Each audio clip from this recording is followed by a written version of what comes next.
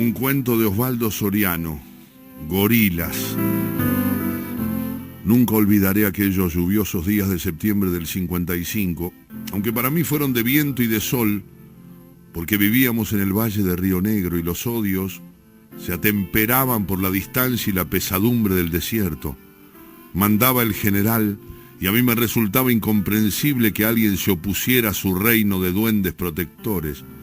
Mi padre, en cambio, llevaba 10 años de amargura, corriendo por el país del tirano que no lo dejaba crecer. Una vez me explicó que Frondizi había tenido que huir al Uruguay para salvarse de las hordas fascistas, y se quedó mirándome a ver qué opinaba yo, que tendría 9 o 10 años. A mí me parecía cómico un tipo de calzoncillos, a lunares nadando por el Río de la Plata, perseguido por comanches y bucaneros con el cuchillo entre los dientes. No nos entendíamos. Mi peronismo, que duró hasta los 13 o 14 años, era una cachetada a la angustia de mi viejo, un sueño irreverente de los tiempos de Vita Capitana. Años después me iba a notar al lado de otros perdedores, pero aquel año en que empezó la tragedia escuchaba por la radio la marcha de la libertad y las bravuconadas de ese miserable que se animaba a levantarse contra la autoridad del general. El tipo todavía era contraalmirante y no se sabía nada de él, ni siquiera que había sido cortesano de Eva. Todavía no había fusilado civiles ni prohibido a la mitad del país. Era apenas un fantasma de anteojos negros que bombardeaba Puerto Belgrano y avanzaba en un triste barco de papel.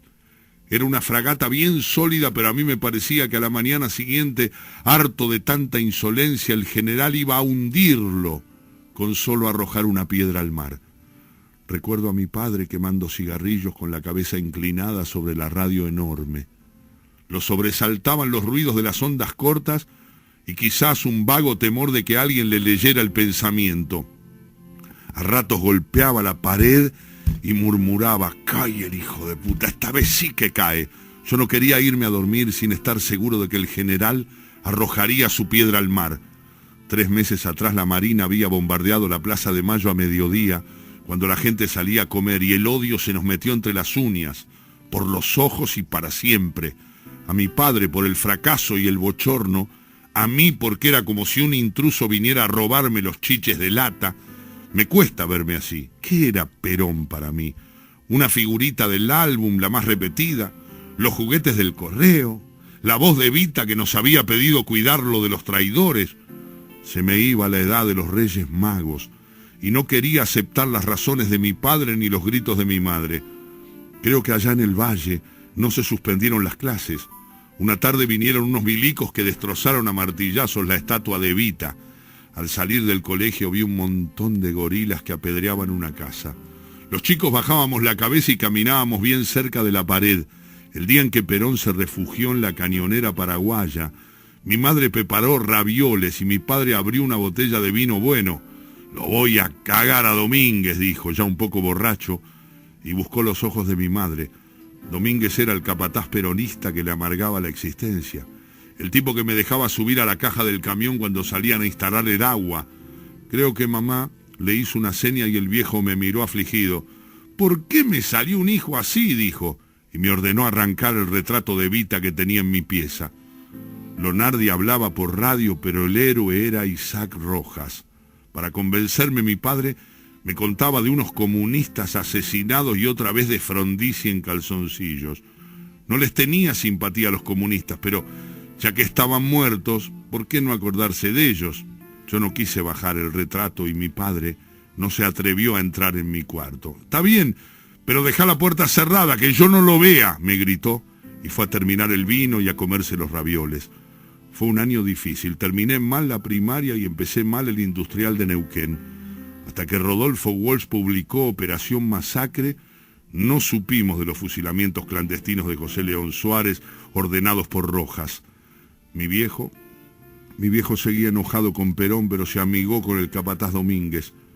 Alguien vino a tentarlo en nombre de Balbín. En ese entonces yo me había puesto del lado de Frondizi, tal vez por aquella imagen del tipo en calzoncillos que se aleja nadando hacia la costa de Uruguay. Y entonces mi padre se negó a entrar en política. En el verano del 58 empecé a trabajar en un galpón donde empacaban manzanas para la exportación y en febrero la huelga más terca de los tiempos de la Revolución Libertadora. Largas jornadas en la calle, marchas, colectas y asados con fútbol mientras el sindicato prolongaba la protesta. Un judío de traje polvoriento nos leía presuntos mensajes de Perón. Un día cayó con un geloso flamante y un carrete de cinta en el bolsillo. Le decían el ruso. Tenía unos anteojos sin marco que cada 2 por 3 se le caían al suelo. Había que alcanzárselos porque sin ellos quedaba indefenso. Desde la cinta hablaba Perón o alguien con voz parecida. El general anunciaba un regreso inminente y los rojos no eran sus enemigos, decía. Al final de la cinta nos hablaba al oído y decía que se le encogía el corazón al pensar en esa heroica huelga nuestra ahí entre las bardas del desierto. Alguien, un italiano charlatán, sospechó que el que hablaba no era el general. En aquel tiempo no conocíamos los grabadores y la máquina que reproducía la voz parecía demasiado sorprendente y perfecta para ser auténtica. El ruso no tenía pinta de peronista y la gente empezaba a desconfiarle. Mi padre y yo no nos hablábamos, o casi, pero si existía alguien en aquellos parajes capaz de confirmar que la máquina y la voz eran confiables, ese era él. Le conté lo que pasaba y en nombre de la asamblea le pedí que verificara si era auténtico el geloso del ruso. Todavía lo veo llegar, levantando polvareda con la tehuelche que me había ayudado a comprar, esquivó las barreras que habíamos colocado para cortar el camino y se metió en el pajonal porque venía clandestino. Al principio todos lo miraron feo por su aspecto de radical del pueblo. Un chileno bajito lo trató de profesor y eso contribuyó a que se agrandara un poco. Se puso los anteojos, saludó al ruso y pidió ver el aparato. Era una joya. Apenas conocíamos el plástico y aquello era todo de plástico. Mi viejo lo miraba como aturdido, con cara de no entender un pito de voces grabadas y perillas de colores. El ruso desenrolló un cable que había enchufado en la oficina tomada, colocó la cinta con cuidado como si agarrara un picaflor por las alas. Y Perón habló de nuevo. Sinarquía, imperialismo, multinacionales, algo que hoy sonaría como una sarta de macanas.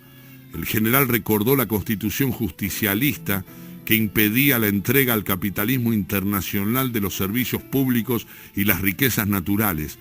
Todos miraban a mi padre que escuchaba en silencio.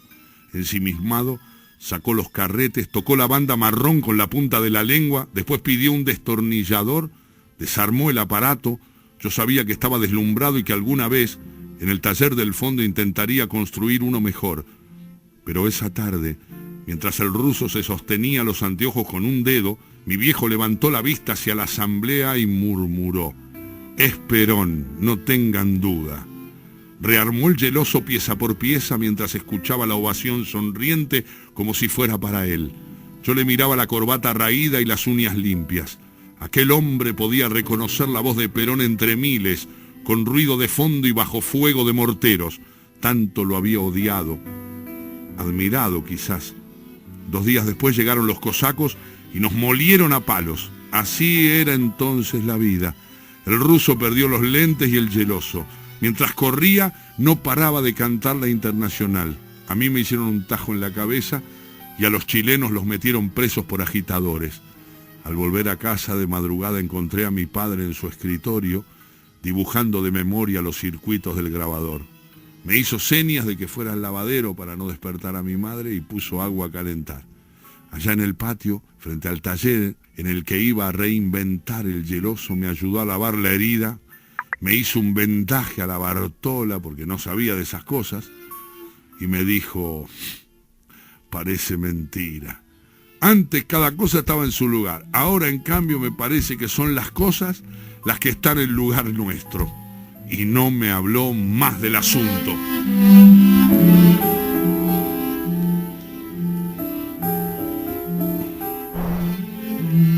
El programa se llama Donde quiera que estés y el cuento de Osvaldo Soriano se llama Gorilas.